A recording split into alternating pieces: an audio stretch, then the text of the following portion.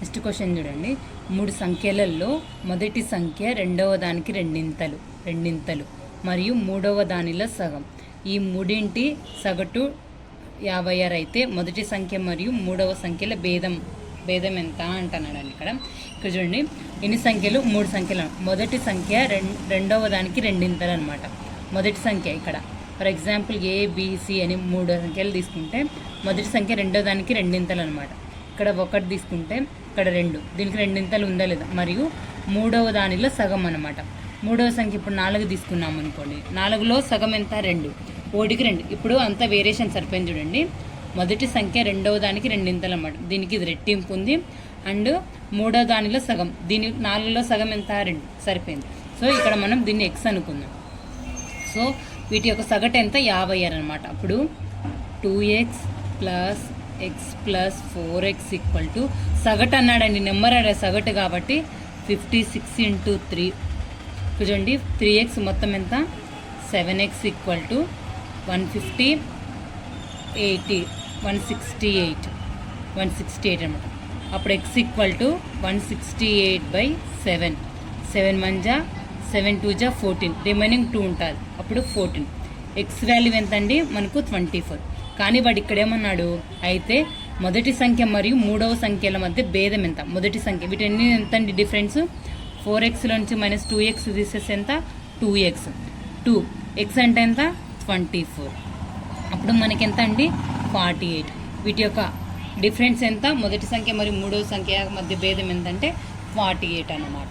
So next question చూడండి. 3 వ్యక్తులు సరాసరి వయసు 20 సంవత్సరాలు. వారి వయసుల నిష్పత్తి 2:3:5 అయితే వారిలో అతి చిన్న వయసు వ్యక్తి వయసు ఎంత? ఇక్కడ చూడండి, చిన్నది కదా మనకు. ఇక్కడ మీకు జస్ట్ ఆప్షన్స్లో వెరిఫికేషన్ ఇక్కడ 2 ఉంది కదండి, చిన్నది. ఇక్కడ 2, 3, 5లో చిన్నది ఏముంది? 2 ఉంది. 2 కాబట్టి ఇక్కడ మీకు వచ్చిన ఆప్షన్స్లలో 2తో ఏదైతే మల్టిప్లికేషన్ డివైడ్ అవుతుందో అదేనండి, అది మన యొక్క ఆన్సర్ అన్నమాట. 3 వ్యక్తుల సరాసరి వయసు 20 అన్నారండి, సరాసరి సగటు అన్నాడు. అప్పుడు 3 × 20 ఎంత? 60 అనమాట.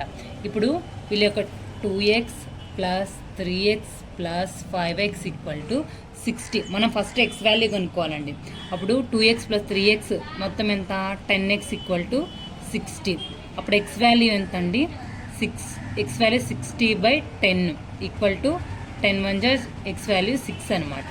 సో ఇప్పుడు వారిలో అన్ని చిన్న వయసు వ్యక్తి ఎవరు? చిన్నది ఎవరండి? 2x అమ్మా. 2 × ఎక్స్ వాల్యూ ఎంత? 6. ఆన్సర్ 12 అన్నమాట. చూడండి, మీకు ఒకవేళ మల్టిప్లికేషన్లో రాంగ్ అయితే 13, 15 ఎట్లా వచ్చింది అనుకో, కానీ రాంగ్ అండి. ఒకసారి చెక్ చేసుకోండి. ఇక్కడ 2తో డివైడ్ కావాలన్నా కదా, మనకు వచ్చిన ఈ 12 వచ్చేసి 2తో డివైడ్ అవుతుందో లేదో చెక్ చేయండి. సో 12తో డివైడ్ అవుతుంది, కానీ మన ఆన్సర్ 12 అండి. నెక్స్ట్ క్వశ్చన్ చూడండి. ఒక నిర్దిష్ట పరీక్ష నందు 120 మంది విద్యార్థుల యొక్క మార్కుల సగటు 35 అనమాట. మార్కుల సగటు ఎంత? 35. వారిలో ఉత్తీర్ణులైన అభ్యర్థుల మార్కులు 39 మరియు తప్పిన అభ్యర్థుల మార్కులు సగటు 15 అయితే ఆ పరీక్షలో ఉత్తీర్ణులైన అభ్యర్థుల సంఖ్య. ఇక్కడ చూడండి, సంఖ్య కనుక్కోమంటున్నాడు. మనకు ఇక్కడ ఒక నిర్దిష్ట పరీక్ష నందు 120 మంది. ఈ 120 మంది మనకు అవసరం లేదు, నెగ్లెక్ట్ చేయండి. ఇక్కడ చూడండి, అభ్యర్థుల సగటు మార్కులు ఎంత? 35 అనమాట. వారిలో ఉత్తీర్ణులైన అభ్యర్థుల సగటు మార్కులు ఎంత? 39. ఉత్తీర్ణైన వాళ్ళది 39, తప్పిన అభ్యర్థుల సగటు ఎంత? 15. వారిలో ఉత్తీర్ణ అభ్యర్థుల మార్కులు చూడండి, ఇక్కడ 35 అనమాట. వీటి యొక్క డిఫరెన్స్ ఎంత? 4. వీటి యొక్క డిఫరెన్స్ 20 అనమాట. చూడండి, 20:4 ఉంది కదా, 4 1 4 5 అనమాట. అప్పుడే 5:1. ఎన్ని పార్ట్స్? 6 పార్ట్స్ అనమాట. 6 పార్ట్స్ ఎంత? మనకు 120, టోటల్ 120. కానీ ఇక్కడ మనకేమన్నాడు? ఆ పరీక్షలో ఉత్తీర్ణులైన అభ్యర్థుల సంఖ్య. ఇది పాస్ అయిన వాళ్ళ పర్సెంటేజ్ అనమాట. అప్పుడు 6 పార్ట్స్ అయితే 120 అయితే 1 పార్ట్ ఎంత అండి? 20 అవుతుంది అనమాట. అప్పుడు 5 × 20 అంట 100 మెంబర్స్ అనమాట. 100 మెంబర్స్కి ఏమన్నారు? ఉత్తీర్ణులైనారు అనమాట. ఇదండి ఆన్సర్. ఒకసారి చూడండి, ఇక్కడ 39 అభ్యర్థుల మార్క్ ఇది ఉత్తీర్ణైన వాళ్ళదండి, ఈ 39. ఇది వాళ్ళ యొక్క సగటు మార్కులు తప్పిన, ఇది ఫెయిల్ అయిన వాళ్ళది, ఇది మొత్తం యావరేజ్ 35 అనమాట. ఇది ఉత్తీర్ణైన వాళ్ళది, ఇది ఫెయిల్ అయిన వాళ్ళది, ఇది మొత్తం టోటల్ అనమాట. సో ఇక్కడ 39లో నుంచి 35 తీసేస్తే 4, 35 నుంచి 15 తీసేస్తే 20. వీటి యొక్క రేషియో వచ్చేసి 5:1.